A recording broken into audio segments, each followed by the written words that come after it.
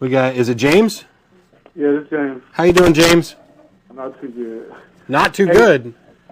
For one thing, God is very real. Hell is very real. Have you got your TV turned up? Because I'm getting a little bit of an echo. Come on now, you're free to believe what you want to believe. Now, do you believe that God is real and hell is real? Or do you know? You know. So you're a Gnostic theist. How do you know? Why do you know? How do you know? Because he exists in my life. I know he's real. So by direct divine implantation of the idea into your brain, you know. No, it's not. It's not an idea that's been put in my head. I know this for real. Everybody who has been touched, has been healed. Healed. Healed. No God. Can I ask you a quick question about healing? Do you believe that, like, if you pray for somebody and you're faithful and believe that God will heal them no matter what? I don't. I believe it wholeheartedly. Then why won't God heal amputees? Have we hear what? Amputees, people who have lost limb. In the entire history of the world, there's no documented evidence of anybody being prayed for and spontaneously regenerating a limb that has been lopped off. You hear claims about God healing, cancer, but we know that cancer can often go into remission on its own. And a number of other illnesses. I've got a headache and I took an aspirin and prayed and God took away my headache. But if prayer works, why won't God heal amputees? Or Down syndrome children, or any number of other things which would ordinarily be considered completely impossible. Why don't we see that happen? Yeah, that's my point. God heals all. God he'll heal amputees. He'll heal cancer here. Can you provide a single instance of God healing an amputee? No, I don't know. So basically what you're saying is you believe this to be true despite the fact that you have no evidence to support that. No, I'm evidence. Your evidence? You were an amputee and God has healed you? I'm evidence, yes. You used to be an amputee? Everybody I know there's evidence. I have seen people. Okay, let me ask you a question. Okay? I want to say that you believe that God is real, but you're telling me that you know that God is real.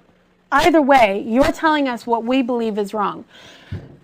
Being that you disagree with us, do you think less of us? What I'm trying to say is, I'm trying to save. I don't really manage you. I will still come up to you, shake your hand, how you doing, all like that. I will do that. But I'm trying to save you. If you believe what you believe, there's no God, there's no hell, nothing. You get all the way when the world ends and come to find out there is a God, and would you want to be on the right side of God instead of the left side? I would like to think that if there was a God and he really was as benevolent as people say, that he would be able to understand that the reason I didn't believe in him was because he did not give me enough compelling evidence to believe in him. But despite that, I still lived my life as a good person. I still practice charity and do volunteer work and help other people's lives. No. And therefore, I would still be on his good side anyway. What if when you die, you find out that Christianity was wrong and the Hindus were right? No. No, I mean, it's the exact same position that you're asking us about. You are making this thing that if I die and find out that the Christian God was true, that all of a sudden I'm screwed because I didn't believe. But the same is true if some other idea of God is true, or if the idea that no God is true. You're using something called Pascal's wager, and it's so fundamentally flawed because just like if I die and the Christian God is true, I suppose I have to face some sort of judgment. I'd stand up there as a man and say I was wrong and then start asking questions because he's got a lot to answer for if there is any God. In your case, if you die and your idea of God is wrong but somebody else is in, then you're in exactly the same boat that I'm in. No, what I'm saying, brother, is like this. That's what I'm saying. It's either one. It's like that old saying, my way, highway. Yeah? It's either God's way or no. Which God? The only one true God. According to you, the only one true God, but there are many people who make all kinds of claims about who the one true God is. Well, I have no way of telling if any of them are correct. But I can't, and they can't all be correct, but they can all be wrong. I'm assuming you read the Bible, right? Yeah, lots of times. Lots of times. And when you read it and you get an understanding of it, you mean to say that everything in this Bible is wrong? Everything? No.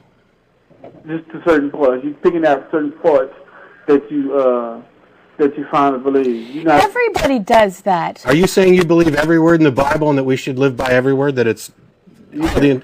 Oh, let's lead into my 613 commandments. Do you believe? When you take them to the edge of town and stone them?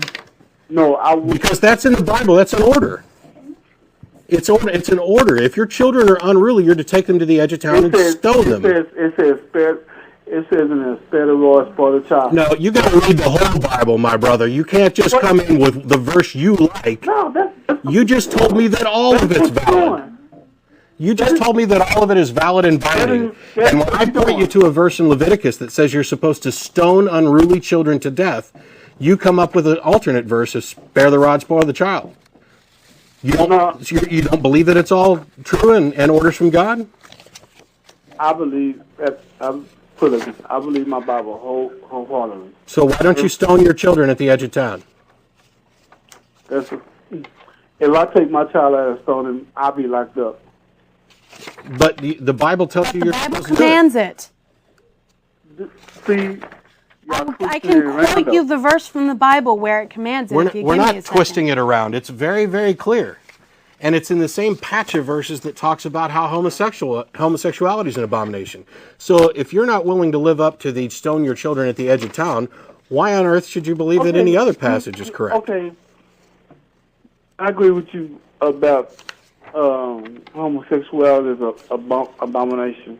Okay. I didn't say that. Your Bible does. So you're agreeing with your Bible. I agree on that. So you're willing to pick that verse. You're willing to pick that verse as valid and dismiss another verse as invalid because it's uncomfortable for you. Congratulations. If you keep working that way, you'll find that you can develop your own secular morality, your own ethics, which actually justify what you feel is right and wrong, and you're not bound by some stupid dogma that was written thousands of years ago by some backward roamers who thought they were led around by a pillar of fire at night and that, that manna appeared from heaven to feed them. I mean, if you look through, Karen's got this list of 613 commandments because it doesn't just stop at 10. The Bible is full of specific orders on things, and it's not just Old Testament stuff, it's New Testament as well. If you're going to pick and choose, then you cannot claim that you believe the entire Bible to be literally from God and binding. That's just a fact. On that note, I'm going to say goodbye and I'll pray for y'all. Bye. Thank you. Thanks.